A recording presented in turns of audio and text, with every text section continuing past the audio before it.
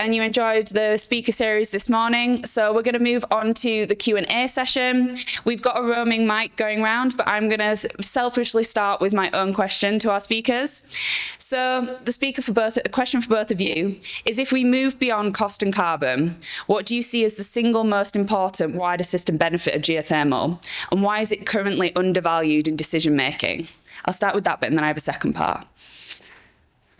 Any who would like to start?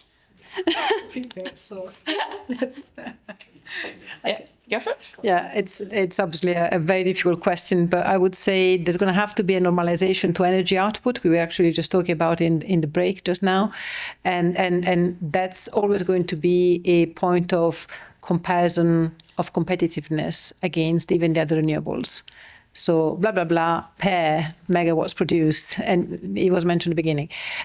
For me, I think it's those sustainability indicators. So we talked about not just the CO2 footprint, but also the land footprint. And we were talking during the break about the slide you showed of the materials. So we were all impressed by the fact that plus or minus, even if it was just for conventional geothermal, but effectively only 9 of the key compounds are required by geothermal development. So something like that, the materials requirement and the land footprint per megawatts per unit of energy. Thank you. Yeah, I will continue on that. I think for me, it's beneath our feet. So it's non-transportable. Or if I'm speaking mostly about heat here, of course, electricity could be transported, but I think it's a local source of energy. And so in that aspect, it's a paradigm shift, because we have built our society with oil, gas, coal, which is like disposable. You transport it and then you use it. But geothermal is actually here, below your feet, and so it changes completely the mindset. And I think this is also what we need in the energy transformation. I'm not speaking about transition, but we need to transform the way we access, we use energy, the relationship we have with energy. And I think in that sense, geothermal, the fact it's decentralized and could be used to provide autonomy, and not in a way it's geopolitically good, in a way that it empowers people to make their own living in a region. I'm dreaming here, being very, but this is the point. You need a dream to go there. So yeah, decentralization, and then the aspect of materiality, because it could be really produced locally. And additionally, also, I think geothermal you have to bear the cost of the externality. You have to accept the rig. You have to accept this. And so I think it's also a way to take better care, because you see it. I think lots of problem in our country. I come from Switzerland, so I'm in a very nice place to live, but people have no idea about the materiality, where the things come from.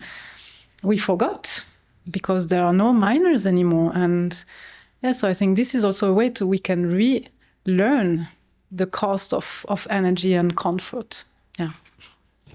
Thank you. And I think that's really interesting that, for example, Joy, you were saying with regards to that land use and quantifying those materials that we use for geothermal, whereas Naomi really came into the aspect of that communication, that social engagement, that really understanding, and it's used quite a lot. It's heat beneath our feet. It's there, it's usable, you've got that energy security. So I think there is a balance between quantifying for policy and investors, but also really getting on the community engaged. And we've seen that in the UK. So in Northern Ireland, Geoenergy and the Department of Economy have really engaged socially, and the same at Gateshead. And that's where we're starting to see uptake for geothermal in the UK, when we really engage the community. So we're going to go on to audience questions. So if anyone has a question, feel free to raise your hand. It can be directed at both of our speakers, one of our speakers. But yeah, feel free. Any questions?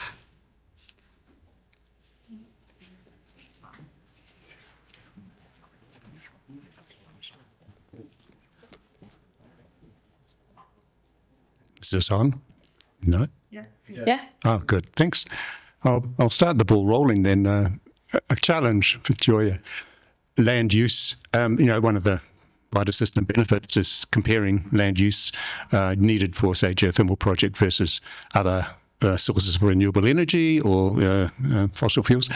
And of course, geothermal is really a bit like oil and gas and coal. It's a three-dimensional resource. You've got to think of depth as well as land, as well as area.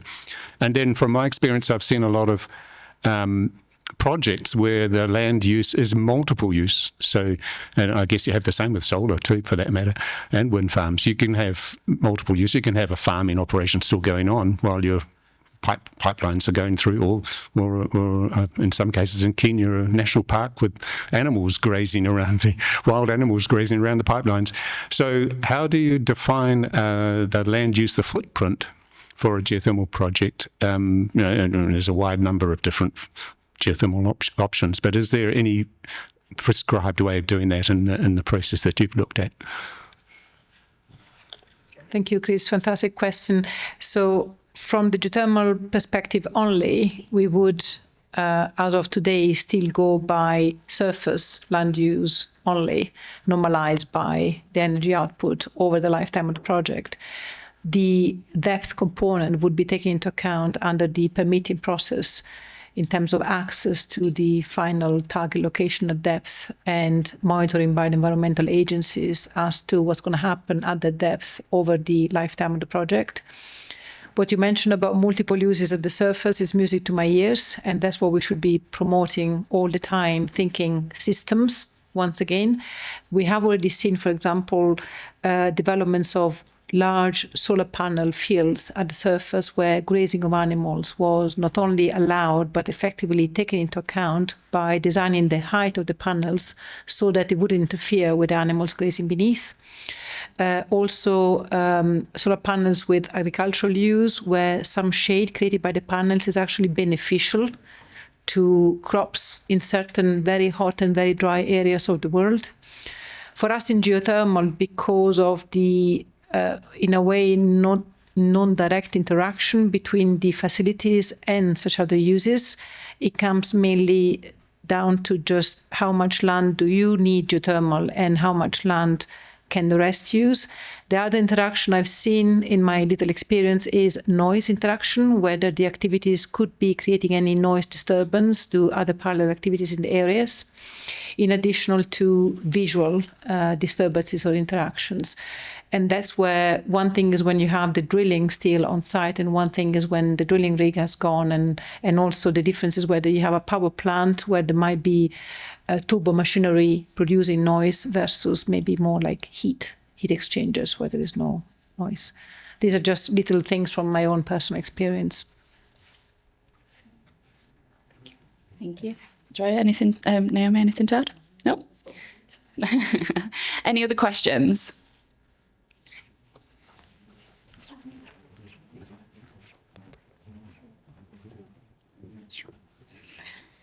Thank you for those great presentations. They were very enlightful. I was wondering, obviously you have like different views from your own experience, but one of the challenges is trying to make whatever we're comparing geothermal against levelized at the same point. So for the example of Glasgow, the specific question is, do you have that directive from government or council to wanting to implement all these clusters and trying to make it comparable to what the land use is going to be? And if so, how's been that journey? Because in my opinion, I think that is a lot of the challenge of how do we convince the people that is making the decisions to use the same framework for everybody. Do you want to? That's for you. That's for you. I have another one. One at a time. Great question too. So the clusters we did under the Include project were on citizens and citizens' characteristics, including also their carbon footprint. The need to have these insights actually came from a local authority, from Glasgow City Council itself. But that's one authority. So indeed, it doesn't imply standardization. It doesn't imply that then all the other authorities would automatically apply. But we are already considering applying testing, let's say, I should say, other constituencies. And we have seen demand for the framework we've started to develop, but I don't think it will ever be completely standardizable. Also because different communities have completely different identikits. Glasgow, even within Scotland, has its own features. Go to Edinburgh, or it's a bit different. Go from Scotland down south is different. Go to emerging economies in Africa is different. I also wanted to mention something important that Naomi discussed, LCA, life cycle assessment. We have seen an emergence of LCA, including social LCA. You can now get open LCA with the EcoInvent database, and there is also a social LCA module that can now be run. And the UNEDP developed, first and foremost, the first version of social LCA specifically for indigenous communities. But social LCA and LCA also is non-standardizable. For those of you who have played with EcoInvent databases, they're so limited. Even geothermal, there are some geothermal modules, but it's only for case one, geothermal heat pump of these kilowatts done in that country. Take the same data, they will not be meaningful at all for another country, for another context. So they're huge, very complex databases. LCA is super refined, but we haven't standardized it. And maybe we shouldn't be standardizing it. Pass on if you want to add something. Yeah, on the standardization, it's maybe a great point, because if we speak about decentralizing, the world is different in every places. Geologies are different in every places, and so should we work for. The whole thing about standardizing belongs. Don't be critical to what I will be saying, but it's like capitalism. We want to standardize because we want to be more efficient and make sure that we have the greatest way forward. But maybe it's also like accepting there are differences everywhere, and getting more social, bringing the people in, and the differences of every places. Yeah. Thank you. Any other questions? Sorry, Naomi. My question for you was, have you seen any governments actually taking on that social economical aspect for other projects or other technologies? I was invited here, so the connection has been done by Christian Minnick, who is working from the Swiss Federal Office of Energy. So yes, but then to be very honest, it feels like it's a very tiny portion. Like it should be much bigger. Yeah. I'm just going to add on, do you have any views on how we could move forward to make it much bigger of an aspect? You can say no. Just to put you on the spot. I think it's realizing that energy is political, and that we accept also that the state has a word to say. I don't think the energy problem will be solved by the market itself. So it's accepting this, acknowledging it, and being okay with it. And it's not a problem. It can work. We live on infrastructures that have been built by our states. The electrification, I'm speaking for Switzerland, the dams, the nuclear reactors that we still have today, they have not been built by the marketplace. I'm sorry. And so I think it's like, again, today we have such a big move to achieve. Governments, politics, and share the words and do the sort of things we are doing today. I think this is the way. Thank you, and that's good to hear. Any other questions?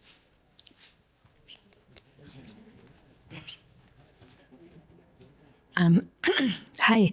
I so appreciate the systems thinking approach, and I'm curious about the costs of kind of maintaining or leading or coordinating that approach, because my org for the past 10 years has been attempting a systems change leadership and understanding the kind of direct dollar and human hours cost of the education, coordination, alignment, including like at community-initiated projects. We have a whole bunch of community-initiated projects, but it takes money, technical advice, and years of work to get there. And whether we look at that as a benefit because it produces joy and alignment, and we need that right now in the US, or we have that assigned as a cost that we need to integrate into the system. I've been curious about how to approach that. Thank you. Wonderful question. What we are seeing in Gallant is that in our communication with the actors who would potentially benefit from systems thinking, we really need to characterize their system first. So not everyone is dealing with the first system. And again, in LCA, it's probably what we call the boundaries. So what is your system? And if I talk to a corporate organization, they will think about the system of their corporate organization with the fluxes in and out of their corporate. If I talk to government, the government will see the country as the system, and gosh, so many different fluxes coming in and out with different ministries responsible for different sectors. So we have seen decisions being too isolated from one another. So we continue to see energy as just energy without considering energy with agriculture, energy with people, energy with the co-benefits, energy with the counterfactuals.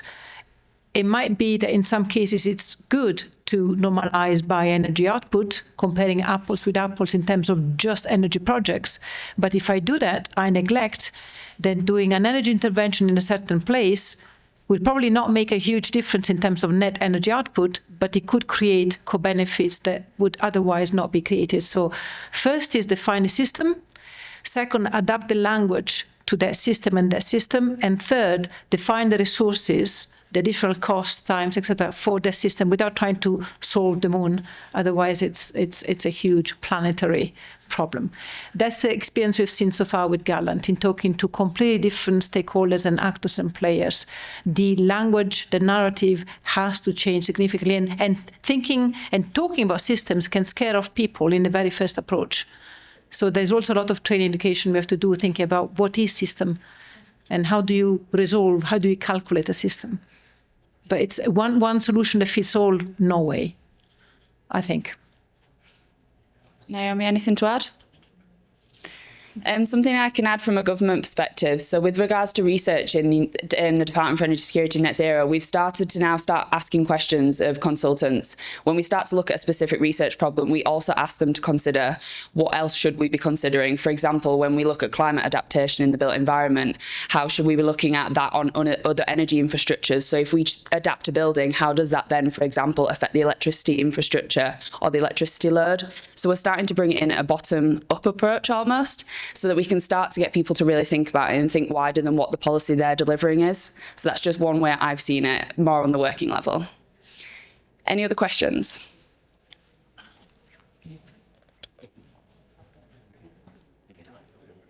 Hi, I guess this kind of takes away from like systems, but as we were talking about like politics, community, when it comes to like communicating with communities, do you guys have educational programs? Because when it comes to, politics, you have to work at the base level up. So what was your guys' experiences with like educating, your everyday citizens and like the response to that? Are you targeting younger groups, middle-aged? Like how are you guys doing that? Thank you. So we are in Gallant, if I just stay in the domain of Gallant, which is this large research program we have, the first step we have is engagement with the communities. Before we feel that we can educate, we need to educate ourselves before we can proactively and positively educate others. So we are ourselves in the learning process, dual learning, and we have a work stream which is specifically on community engagement under Gallant. I'm not leading that. My colleague Ria Dunkley is leading it, and she's from the educational expertise side. The second thing is also indeed looking at the different age bands. We have programs of pedagogy and energy literacy. So how do you convey the aspect of energy literacy for different age bands in that community? And we're going to schools, so we've done events with schools, with children. We are letting them do drawings and picture their perceptions of good energy and bad energy moving forward. And we're trying to uncover common knowledge today's portrait in Glasgow to then project Glasgow into the future. It's an interesting journey. There isn't an immediate solution. I could tell you today, like, yes, all right, so we've come out with this educational program that is going to start tomorrow for kids from the age of 6.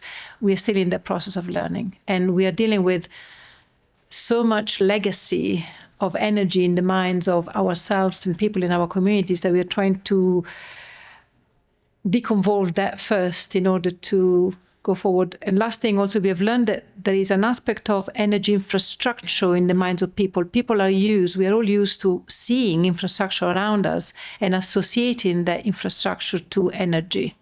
So how do you then move our generation into not only accepting, as we said earlier, but actually co-creating the next energy infrastructure?